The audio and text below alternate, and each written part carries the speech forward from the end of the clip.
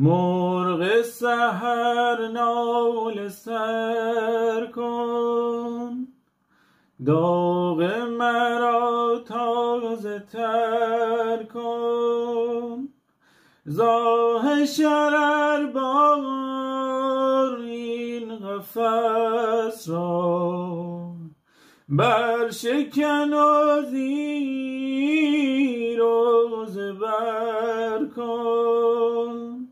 بلبل پربسته ز کنج قفس را نغمه آزادی نوع بشر سرا.